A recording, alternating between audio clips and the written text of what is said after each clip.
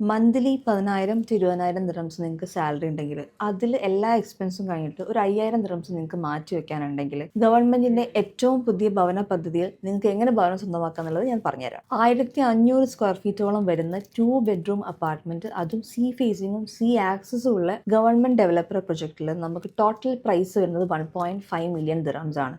പക്ഷെ 4 വർഷം കൊണ്ട് 30% മാത്രം നിങ്ങൾ അതിൽ അടച്ചു കൊടുക്കുന്നുള്ളൂ. ബാക്കി 70 ഹാൻഡ് ഓവറിൻ്റെ സമയത്ത് നമുക്ക് മോർഗേജ് ഇടാം. ഈ ഒരു 30% ആദ്യം 5% ഡൗൺ പേയ്മെൻറ്റ് അടയ്ക്കുക, അത് കഴിഞ്ഞിട്ട് ഒരു മാസം കഴിഞ്ഞിട്ട് അടുത്ത 5% അടയ്ക്കുക, പിന്നെ എല്ലാ മാസവും 0.4% വെച്ച് മന്ത്ലി അടച്ചു കൊടുക്കുക. ഈ 0.4% എങ്ങനെയായാലും 4,000 ദിർഹംസിൻ്റെ അടുത്തേ വരുള്ളൂ. ആദ്യത്തെ 5% പറയുന്നത് 73,100 ആയിരിക്കും. പിന്നത്തെ ഒരു മാസം കഴിഞ്ഞിട്ടുള്ളത് 73,100 ആയിരിക്കും.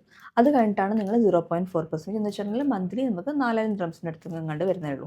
ഇതൊരു ഗവൺമെൻറ് ഡെവലപ്പറിൻ്റെ പ്രൊജക്റ്റും സീ ഫേസിങ് ആയിട്ടുള്ളതും പേയ്മെൻറ്റ് പ്ലാൻ നല്ലതായതുകൊണ്ടും ടവർ A, B, C ഇതിൽ സോൾഡ് ഔട്ട് ആയിട്ടുണ്ട്. ഇനി ടവർ D-യും E-യും മാത്രമേ ഇതിൽ വരുന്നുള്ളൂ. 1 ബെഡ്റൂം മൊത്തം നമ്മൾ EOI എടുത്ത് കഴിഞ്ഞിട്ടുണ്ട്. ഇനി 2 ബെഡ്റൂം 3 ബെഡ്റൂം മാത്രമേ അവൈലബിൾ ആയിട്ടുള്ളൂ.